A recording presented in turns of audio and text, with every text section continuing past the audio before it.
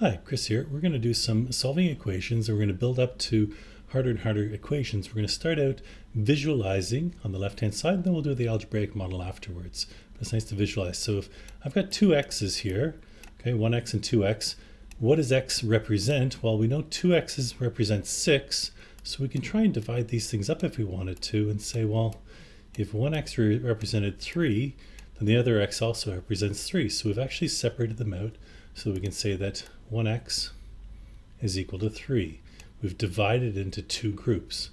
Why did we divide into two groups? Well, because there's two x's we divided into two groups. So what if we did the algebraic version?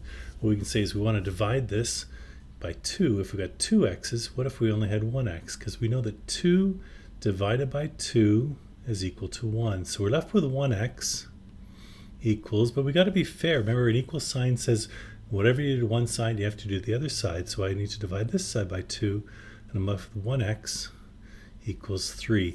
We're really lazy as mathematicians. We end up just writing x equals 3. So although we divide out 2 divided by 2 is left with the 1, we just don't write the 1x because we assume if there's nothing in front of the x, it's 1. Same question, same answer, two different ways because we're visualizing. Okay, same kind of problem, 3x equals 9. So we've got 3 x's. What does each x represent? Well, we've got three groups here, so why don't we move our ones over here, we've got 9 ones, into three groups. So visualizing it actually really helps me at least, and most people I think, because then now I've got three groups. Okay, so each x is representing 3. So we know that the answer is going to be x equals 3.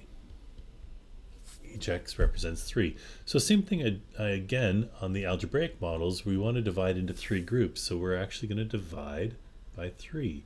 And 3 divided by 3 is 1, but remember we're a bit lazy, we don't write the 1, so we're just going to write x equals. But if I divide the left side by 3, I have to be fair and divide the right side by 3, and 9 divided by 3 is equal to 3. Same answer, two different ways. The visual model lets us see each x is equal to 3, and the algebraic is going to break it down how we're going to do it in some of our math problems. Okay, so we're getting a little bit trickier now. We call this a two-step equation, and we can think about, we want x on its own, right? So I've already got those separated here, but this one's kind of hanging down. So one way I could think is saying, well, that's equal to this one, so we can kind of discard those two, and the other ones we can break up into groups. So we've got them into groups. And we know that there's, or we could think three groups. There's one group, two groups, three groups. But anyway, we know the one and the one are equal to each other. So I'm going to think about taking them away. And you'll see that in a minute in the right-hand side. But then I'm just left with x is equal to 2. Okay? So in the other side, in the algebraic model side, then the same idea. I'm going to start with, I want x is on its own, but this plus one's bothering me. So what I'm going to do is I'm going to take one from this side, but I have to be fair. I also take one from this side. And now I'm left with 2x equals 4. We can see that algebraically over here, 2x is equal to 4, because we got rid of those other ones. Now we know from the last one, if I want x on its own, I'm going to divide this side by 2.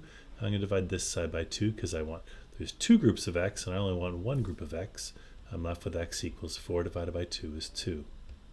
So both sides, same answer, x equals 2. And one other thing is we can always stick that x equals 2 back in the original one, because the original said 2x plus 1. So we could is equal to 5. We could also stick in the 2 instead of x, we put a number 2 plus 1. Does that equal 5? Yes, it does. So we can always do that check if we want to afterwards.